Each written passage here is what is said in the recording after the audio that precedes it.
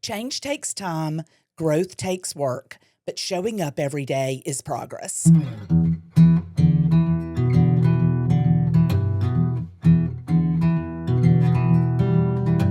This is the 365 Proof Podcast, where we share real stories, honest conversations, and practical insight from mental health experts, addiction specialists, and people living the message. If you're looking for guidance, inspiration, or real insight into recovery and purpose, you're in the right place. Hey, everybody. Welcome to the 365 Proof Podcast by Defining Wellness. I'm your host, Daniel Phyfer. And I'm Courtney Milan, the co-host.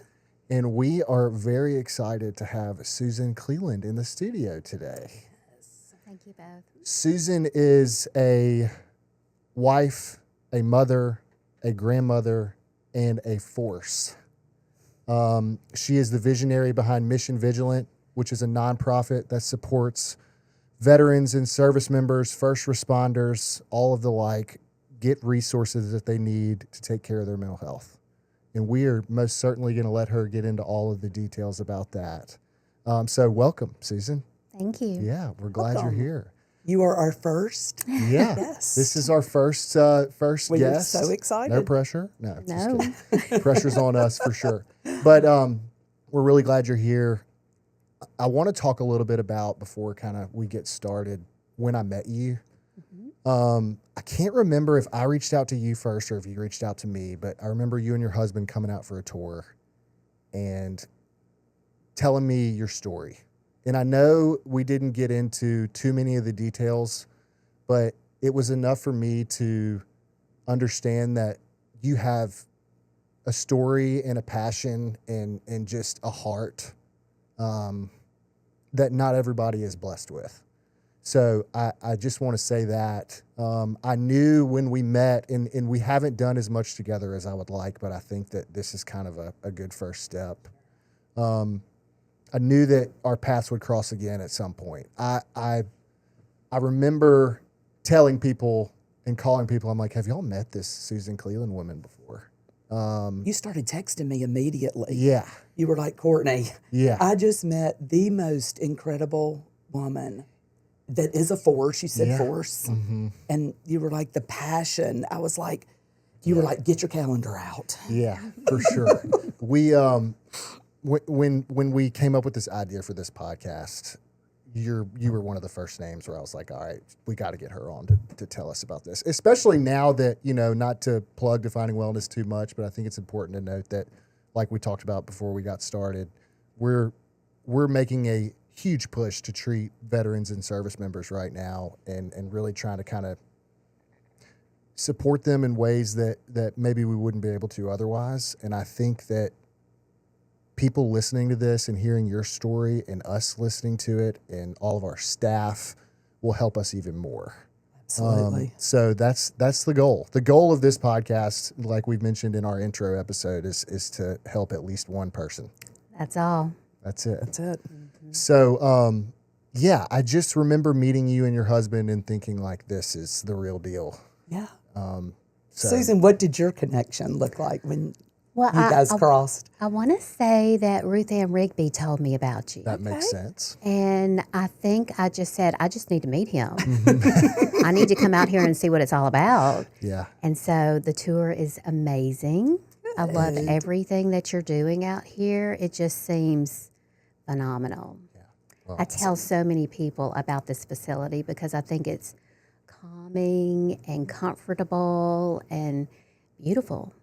Beautiful. So, Well, thank you. I feel the same way. I feel like every time I drive, I come from go down the reservoir, I go down the trace, and then I pull in and I pull in the trees, and I'm just like, that feeling never gets old. When Never. You go into this place, So again, thank you for being here, and we're looking forward to just kind of talking about all the things. I think we want to get into your book, we want to get into the nonprofit, but I think most importantly, we want to hear about you and your story and how you got here. well, this was not my dream. I will say that. I had no idea this was going to happen. But guess what? God has bigger plans That's right. than what we ever dream of. So in June of 2019, we lost our oldest son that was a veteran to suicide, and I didn't even know that was a thing. So all these men and women that came in for his service that he served with all over the world were standing in my living room and talking about this 22 thing. And I said, what are y'all talking about? And they said, do you know about the 22 that we lose a day that are veterans? Because we talk about that often with each other and say, we're not going to let that be us. And my heart sunk. And so I told my husband at the time, I can't even think about this right now. I got to take care of my kid. And so anyway, after that, well, before we lost Michael, my mom died a year before. And then Michael died. And then I lost my only sister 8 months after that. That's a lot of grief. That's a lot of grief. For any person. No doubt about it. You know? And my husband has worked at the VA for 35 years. Wow. He's retiring in March. Good for him. We're so excited. That's awesome. Oh my gosh. And so he sees this often with the veterans. And when I had told him after my sister Shannon died, I said, you got to find me somebody because you're fixing to lose your wife. So he found me this amazing counselor at LifeWorks, and she works with veterans and active military and their families. And I didn't want to be the one that said, I understand the secret stuff about the military anymore. I needed to know. Because I respected Michael when he was alive, but I needed to know. Right. Because we had no idea there was any kind of a struggle. And so if he could blindside us and his friends and everyone, we're thinking, what is happening in their minds? You know, he served 3 tours in Afghanistan, Wow. and that was a lot. He didn't want to go over there anymore, and we just respected that. And so she walked me through that. And I was going to counseling once a week, once every 2 weeks, once every 3 weeks, and she finally got me to the point where I was going once a month. And guess what? I'm still going. Good for you. It doesn't stop. It doesn't stop. Because you're a mother and you're someone that's missing your loved one. So I have great days and then I have bad days. And this is just part of living. you Right. know? So anyway, 2 years into that, I'm feeling better about myself. I'm able to work and do the normal things, love my family that's still here, be friends with my friends. And he comes home and he said, what do you think about us starting a nonprofit for Mississippi? I said, what are you talking about? And he said, there is nothing available for active veterans, first responders, and their families to get anonymous, free counseling. And we could do it. I said, honey, if we can do one, save one, let's do it. Yeah. So May of 2022 was when we started. And so far, we have been able to help 45 individuals get 150 sessions of counseling. It's unbelievable. Incredible. So it's working. Quickly, too. I mean, Obviously. Yes, it's Yeah. working. So the whole thing is you do not need to tell your boss. If you're a police officer and you know it's hard going in there, those are the hardest ones to reach. The police officers. Because they have to always be so tough. And I get that. Right. But you still go home Yep. and you still have a normal life. And you're still at home when you're home. Yes. And don't you want to still be a daddy or a mother? Don't you still want to be able to do the fun things with your friends and your family? Yes. So happy and healthy is important, even though it's a serious job. So we're telling you, we got your back Right. anonymously and free. There's no strings. You just tell the counseling agencies we're using, I want to use Mission Vigilant funds, and guess what? We'll make it happen. Yes. Awesome. It's unbelievable. I mean, to tell me that number one more time, Susan. How many? 45, 45, 150 sessions. 150 sessions. And it's been 2.5 years. Yeah. Yeah, that's amazing.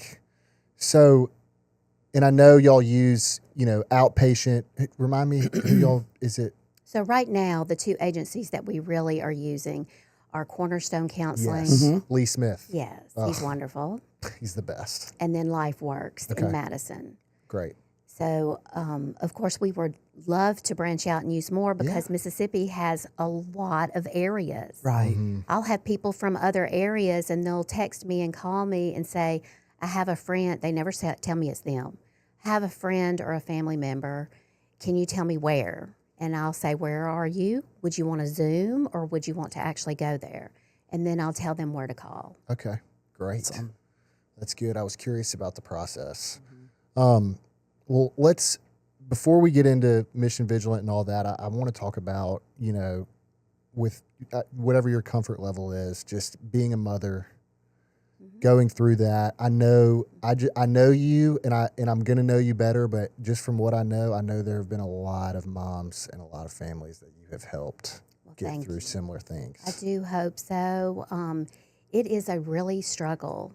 It's constant. The mamas that I know all over the United States, because I met this lady that travels the United States, and the very first fundraiser we did was really for her. And she pulled me aside and she said, you need to do something for Mississippi, because we raised $20,000 for her. Wow. I said, come to Mississippi. We will raise your money because it's a giving state.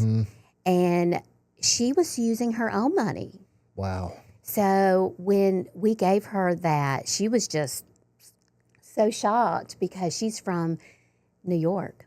Wow. She's a totally different woman, Coming all the way down to good old Mississippi. But the heart she has is amazing. So she has 2 sons that have served, and they're veterans now. And she said, I could be one of y'all. So she formed a private group on Facebook for moms all over, and she tries to visit all of them that she can. When I first came into the group, which was in 19, right before 2020, there was 23 moms. I was the 23rd mom. Oh, wow. Guess how many are in there now? How many? Like 551. You're kidding. Wow. So there's just a need across the board. Yes. So the mamas that she has, she asked me, she said, I need you to tell me the last 6 months of Michael's life. And I said, well, I'm going to cry. And she's like, that's okay. So once I got finished, she said, you don't realize the strength that you're in your voice, but I hear it. And I said, well, I don't feel like that.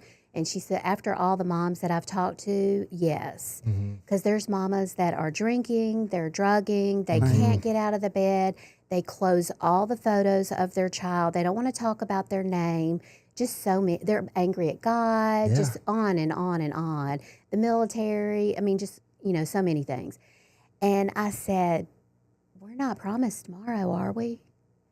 And didn't he do a lot of suffering too? So I have to remind myself of that. Yeah. And the one verse that helped me forever is Psalms 139:16. He knows our days, right? Right. And so I just kept remembering that. And yes, I had to talk with the whole family and ask them how they felt about us sharing my heart with the world. Are you okay with this? Your brother's going to be talked about. Our son's going to be talked about. How does that make y'all feel? And they were like, Mom, we have to do this. We didn't even know about this. Yes, this is important. So it just showed up for you. God put it in front of you. Yes. So it's not my path I wanted. Right. But obviously it's important. Yeah, there's no doubt. Wow. And, just recently here in the local community and across the state, you hear about young people who have lost their life. And when you get a call from a mom, a dad, a brother, a sister, or whatever, a child of a parent who may have lost their life, whether it was to suicide or, something mental health, substance abuse related, anything like that. I'm trying to think of the best way to ask this because from my own experiences, death was a big part of my story. It felt like everybody around me was dying. Right. And I had survivor's guilt and I wasn't living the way God wanted me to. And so I was wondering why it wasn't me. And, I deal with this on the substance abuse level mostly right? Which includes mental health, and a lot of the times it's overdoses. But there are a lot of people in the recovery community who still have underlying mental health issues that they take their own life. And so now that I have children, because when we met, I didn't have kids. And now I have two. Yeah, You've been busy. We've been busy. So as a dad, what does that look like? Where do you start? When you get a call from a mother who's lost their child, let's use that as an example. Where do you start? You have to love them. Yeah.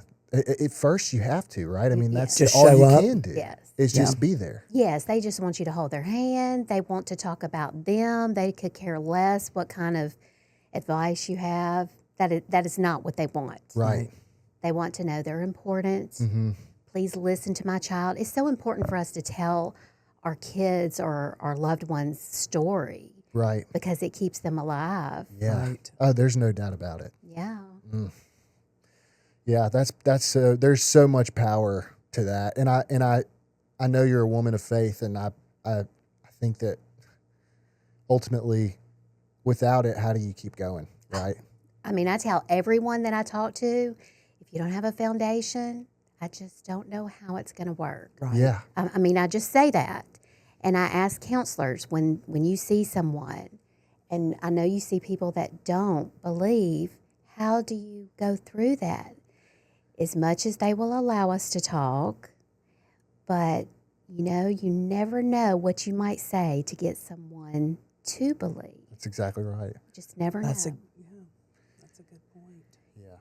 It's similar kind of in the recovery world, without a spiritual foundation. Mm-hmm. It's going to be very difficult to continue on, at least happily. I don't know if happily is the word, but without a spiritual foundation, it's hard to get to where you want to be. Right. So I can relate to that as well.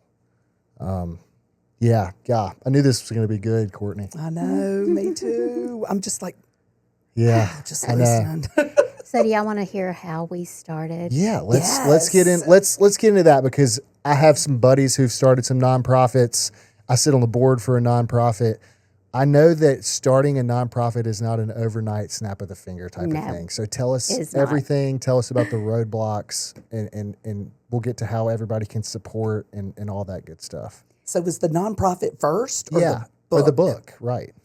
So I will say this, I have journaled my entire life. Oh. I mean, anytime I get through hurdles, which we're all going to have hurdles in our life, good things, bad things, you just want to have memories, I've always journaled. And so I started journaling, and I was angry at God. I had a thought that I wanted to remember. I mean, it was just all these thoughts. And I have a friend that's a local author. Her name is Sherry Green. And I had coffee Sherry with her. Green, Jackson Prep. We talked about this. She was my teacher. Oh my gosh. Wow. I was not pleasant in her classroom either, but oh well. She is You're turning red. Is great.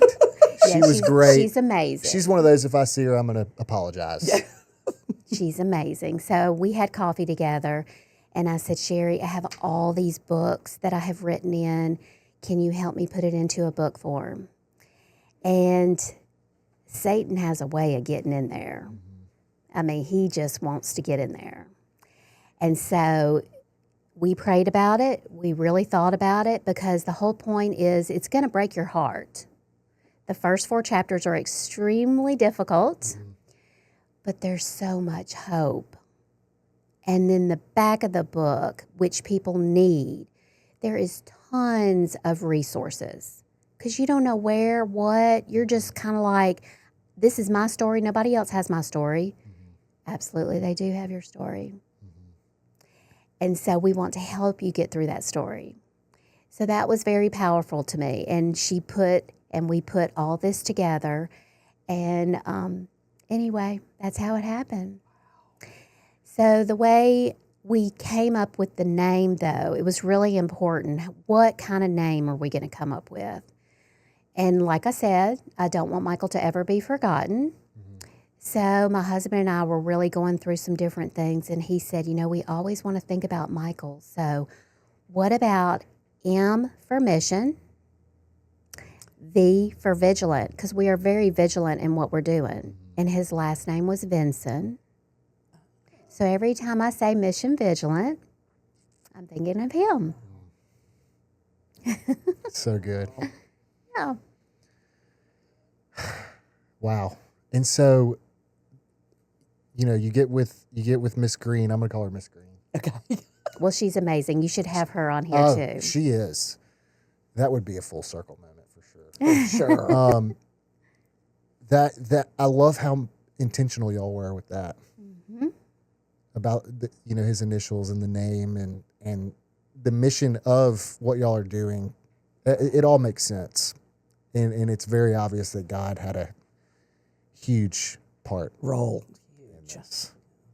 Yeah, and every time something would happen, we would just say, it's just not time yet. Right. Because God keeps pushing us, but obviously he's not ready for that door to open. And then when it was time, I was like, okay, here we well, go. he's ready for us to go forward where I guess we're going. And so every time I have been frightened or not quite sure, it just works out. I don't know what to tell Funny you. how it works that way. Yes, yes. It's never our timing. No. Never. Ever. Never our timing. So, okay, so what did the beginning of starting this nonprofit look like? There's been so much progress made in such a short amount of time, if you really think about it. And I mean, even from what I can see from the outside looking in, I'm seeing Mission Vigilant pop up. I'll see somebody Me else too. share it. Or, and Good. it's like, when I met her, I don't remember seeing it as much. So the awareness is there and it's growing. So when you start a nonprofit, who did you had to have consulted with somebody, right? Or Well, that other part than is God, strange. right? Right. Well, that part is strange too, how different people come into your lives. So I don't know if you know what I do by trade. I'm a hairdresser. I had a salon for years and years. My very first client that had an issue, he had ALS. He was 43. His name was Maury. I'll never forget him. And he told me, he said, I just found out I have ALS. And I said, when you can't maneuver your steering wheel, let me know and I'll come to your house. So I took care of Maury for 3 years. And when I'd come back into the salon, it would always be on my day off. And I'd come back into the salon and people were like, how's Maury doing?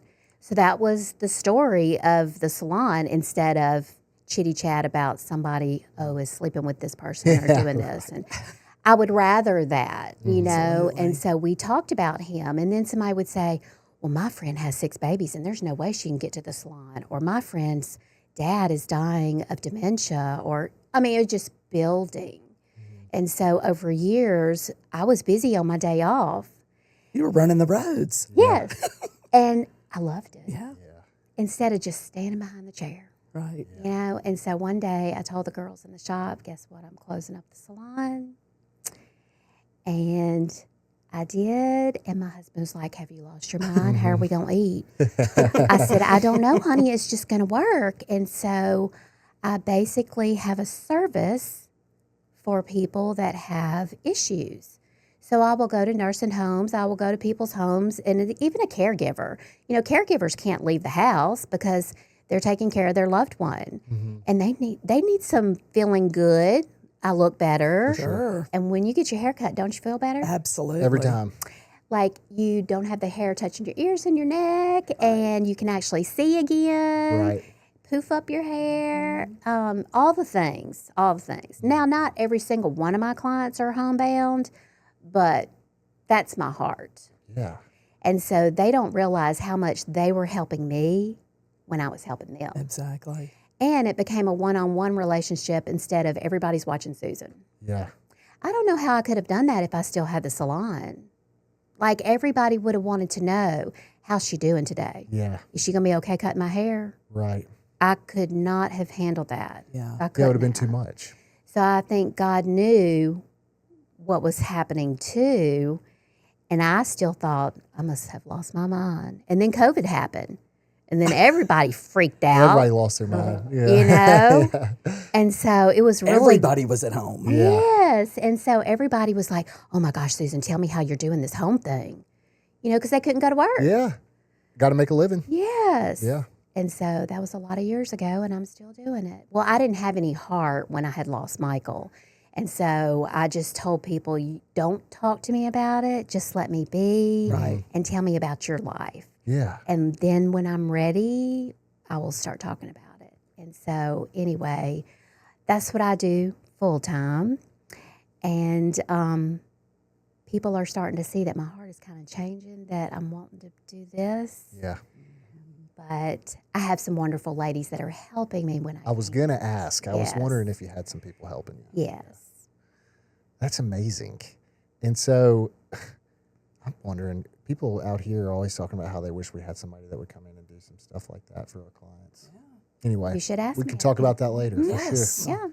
Yeah. Yeah. What, back to starting the nonprofit, what were there major roadblocks y'all had to go through? So that was what I was telling you, is different people that are my clients or that I know somehow, they just were in my life. Mm-hmm. So my board members, my preacher is the vice president. A lady that was in the Brain Injury Association had been talking to me about TBIs and stuff for years and telling me about how she did her work. She was like, let me help you if you really want to do this. She's on my board. So all the people along the way. Yes, the counselor that helped me, I asked her to serve. I said, I would really love you. And she said, you know, I can't still be your counselor. Right. And I said, am I better? And she said, you're better. I said, find me a new girl. I love it. Because I need you to help lots of people, not just me. Mm-hmm. And so she serves. Each person was just instrumental. I have a guy that is retired from the police force now, or sheriff's department. He's on our board.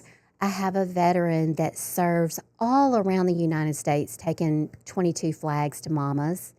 He does so much for so many. He's wonderful, and he's on the board. Another veteran that he works in a bank, but he doesn't serve anymore, but he helps us on the side. And then I have a guy that is on our board that is with the Mississippi National Guard.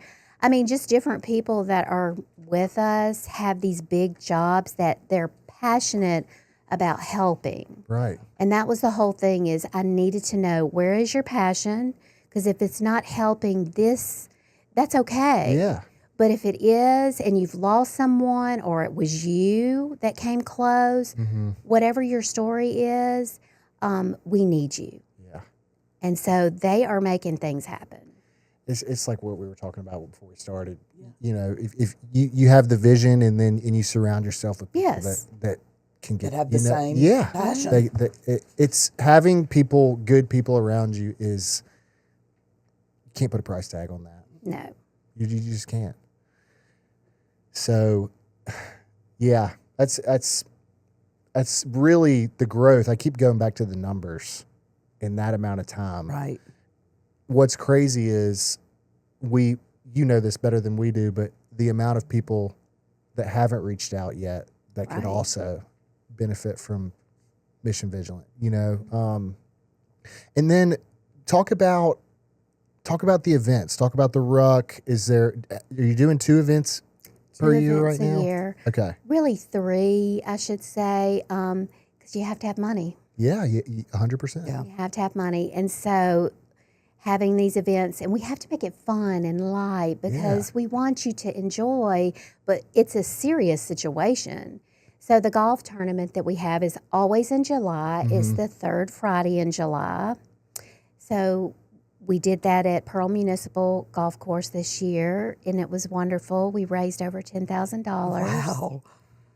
That's incredible. And then in September, the 3rd Saturday in September, we will always have the ruck event. And so it's a ruck walk, but it's also a Jeep motorcycle ride. We have a bake sale, silent auction, lots of vendors that come out and just Stuff for kids partner. too. Yes, in a kids area, that's lots of fun. And we always will have a police car, a fire truck, a helicopter. Slam dunk for the Phyfer house. That's right. Yeah. And then we are so very fortunate to have Steve Grantham from Outback Steakhouse I've met supply him. lunch. He is an amazing man. You need to have him. He's Mm-hmm. he loves first responders. He loves the military, and He's got he the is passion. always helping. And so when people don't know my story, I always share that at the very beginning before it takes off, if it's the golf or if it's Right. the ruck. And like this year, I had several people come up to me and they were telling me their stories, either of a person that they lost or their own struggles, or, you know, I spend this much. I wonder if, and I'm like, you absolutely can use us. We want you to use us. Right. So people just don't know yet, and that's why word of mouth, we just Right. have to Yeah, keep for on sure. pushing. Yeah, they Stuff just like don't this. know Yeah.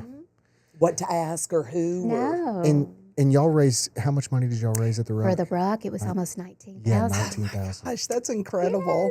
And they do it at Lake Caroline. Is there a T-shirt? Yeah. Oh, yeah. Okay, I love You love a good T-shirt. I like a T-shirt. So do all my little friends. Yes. So, okay, well, I'm glad we're talking about the events, because you're right. How can we support Yeah. in sponsorships, Right. donations, Yes. It's all so that? important. Yeah. And then in February, for the last 2 years, I have brought to Mississippi the PTSD 911 movie. Do you know about that? You were telling me about that. So it's wonderful. Okay. This guy, Conrad Weaver, he is a documentary. That's what he does. He writes documentaries. And I saw it during COVID, and I was like, that movie is amazing. So he came and he brought it 2 years ago, and then last year we showed it at, I can't think of the name of the church. It's on Gluckstadt Road. Chapel of the Cross? No, that's not Gluck's. Well, kind of. I think it starts with a V. Victory. Anyway, we showed it there too. And so I had just called Conrad and I said, you know, we need to do this every year, because there's new people coming on all the time, or people that weren't able to come see it and they need to come see it. And every time we have shown it, I've had plenty of people come up to me and say, that movie, that was serious. Yeah. And that is what I'm living. It's real. Yes, because there's 4 characters in it, and they're walking through their life as being a first responder. Oh, wow. There's not military people in there, but the military life is exactly what a first responder's life is. And one is serving the United States government, and one is serving your local communities. And is that going to come every year now? So every February we will Okay. show it. PTSD 911? You need to look it up. Okay. Yeah. I got the link. Okay, good. Have there been any barriers? I know you're partnered up with the right people, it sounds like. In the beginning, you know, were there any barriers for people to welcome y'all in as partners? Like, or you know, we're in Mississippi. Like I'm you going to said. tell you right now, I'm a mama. Yeah. I don't let anybody say no. Yeah. So they listen, because somehow I'm a mama, and they wouldn't say no to their mother. Yeah. That's right. There's no doubt. I love that.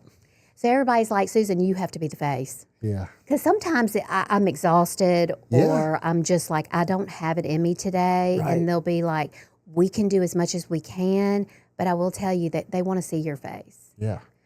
So I have to pep myself up and say, I'm not doing it for me. I'm doing it for that other person. That's right.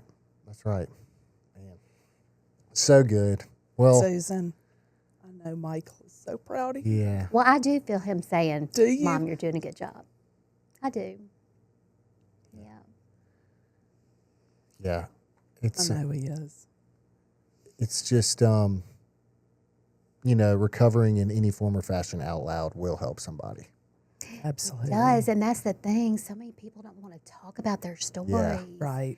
And that's so sad to me, Yeah. because that person that you love so much, they meant something. Of course. They were larger than life. Right. And so don't you want to tell their little fun stories, even if it's a scary story or a sad story?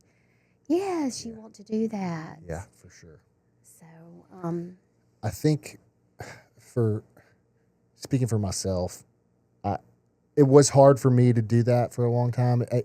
Different situations, obviously, but just to talk about my own personal recovery journey and what that's looked like. Right. You know, you kind of, it's messy. yeah, it's messy. Yeah. And I will never forget the first time I had to share the story was when I joined this group in Madison. It's called Too Soon. Do you know about it? no. Mm-hmm. So it's for moms that have lost children of all kinds of ways, but it's for moms. And there's a special little garden at Strawberry Patch Park for us. We have little bricks for our children's names all around this water fountain. And when you join the group, the first thing you have to do is you have to share your story. Mm-hmm. And I was like, oh my gosh, it's only been 4 months. I don't know if I can do it. And they said it doesn't matter how long it takes. Just you'll realize as you talk about your story, it's really helping you. Mm-hmm. I thought they were crazy, but I eventually was able to say the whole story that night. I was a mess. I looked like, crazy. But anyway, I thought, okay, that wasn't so bad. Mm-hmm. So. Tell me the name of that group again. Too Soon. Okay. And it's at Broadmoor. Okay. 3 ladies actually started it.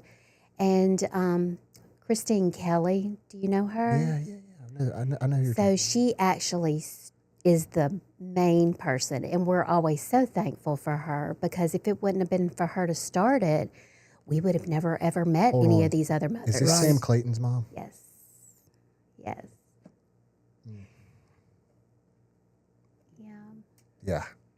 Well, his mother is Kim Kelly, Okay. and the other one, Walker. yes. So I was, that's really cool.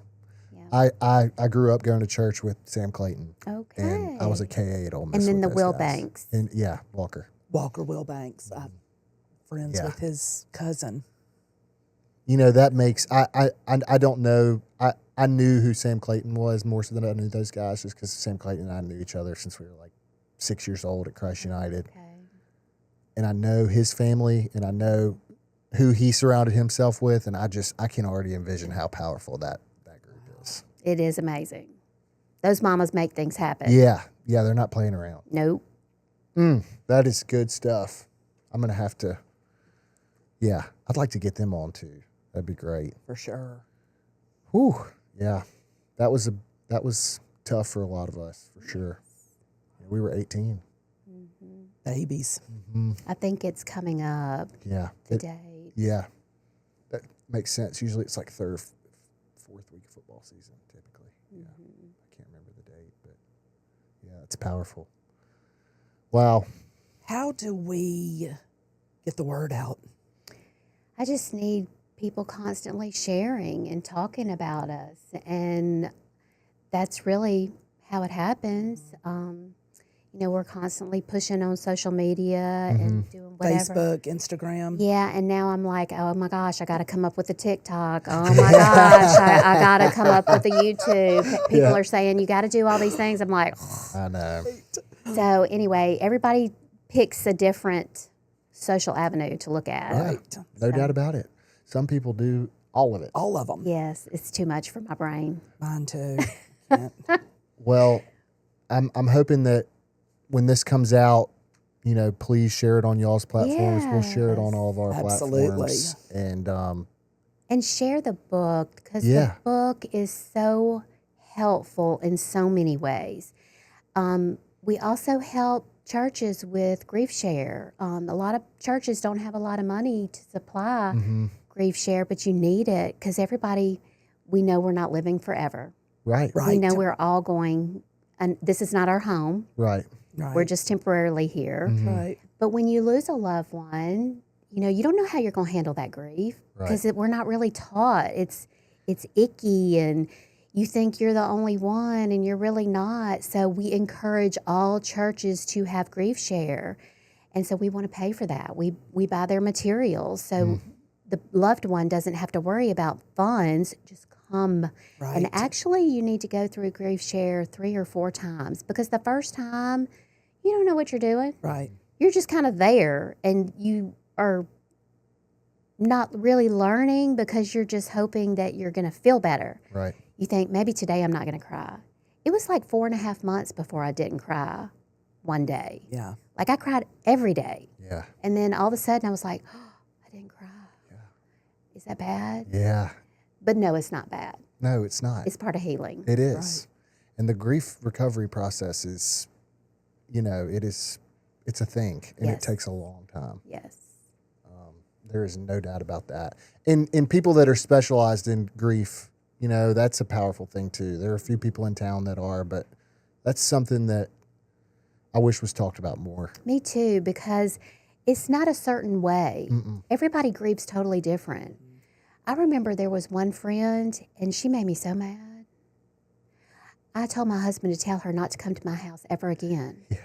Because she kept trying to do things for me in gift-wise. I didn't want a gift. I wanted you to come down and sit by me on my Right. couch and hold my hand, Yeah. and don't tell me I did something wrong. Because what's that going to do for me? Mm-hmm. Just make it worse. Right. And then I also wanted to go to a room where I could just throw every single piece of dish and hit somebody. Mm-hmm. I mean, I just really did. Yeah. I thought I was losing my mind. But it wasn't wrong. No. No, not at all. No, that was me. It was yours. Yes. It was your grief. Yes.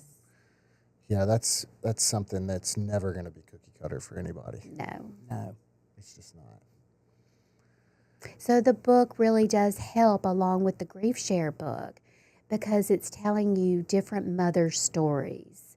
You're seeing not just one story, but all kinds of people's stories. And that's basically what Grief Share is about too. Yeah. And I'm so thankful they're starting to put more in there about suicide and about narcotics and things because they didn't do that. And so you thought if your child or your loved one died that way, I don't want anybody to know about it. Right. Don't feel that way. Right. Because sin is sin. Mm-hmm. There's not, oh, that's the ultimate. Yeah, There's No. not. for sure. Let me ask you this, Susan. As far as stigma goes in the active duty veteran first responder world, I know that as a country, again, I'm no data pro, but I know that outside of that realm, there has been improvement in stigma around mental health issues, For sure. Right. substance abuse issues, and things like that. But I have been around enough veterans and active duty service members that we have treated before, and kind of like with when we were talking about police officers and telling their boss and their job and things like that. Have you seen from where you sit an improvement in stigma? Yes. So On I that will end. tell you, Finally. several places have asked me to come speak to their first sergeants, to just their crew, to let them know this is a thing. Yeah. We know it's a thing. So this is something that we could offer you if you're willing. And they will come up and say, can I have a whole bunch of pamphlets to keep in my car? To give out to my buddies. And I'll just give them because when I hear that, it's happening. Yeah. Like they're Right. seeing it, they're hearing it. Mm-hmm. And you can do all you can for an individual, and you have to remember it's not our place to save, it's just our place to help. Right. Because if it doesn't work, you did everything you could. Right. So don't give up. But they have to make the decision. That's good to hear. Very good to hear. Well, this has been awesome. I really appreciate you coming out here. Absolutely. And I'm looking forward to more people learning about Mission Vigilant. And it's real. It is. It's real. Yes. And it's, Where can we get the book? So it's on Amazon, or you can also look at our website Okay. and ask for a copy. And if you do that, I will sign it for you. Awesome. we will drop the link, signature. Love that. Signature. We will drop the link for the website and everything when we send this out. But yeah, Susan, is there anything else you want to talk about? I just thank y'all so much for letting me share and doing this, Yeah, because it sounds like you're going to have so many different stories, and I can't wait. we're going to bring on Happy for you. all types of people. Yes. And you were certainly one that we wanted to come in. So thank you. for coming in. Absolutely. Thank you so much, Susan. Thank you. All right. Awesome. Great.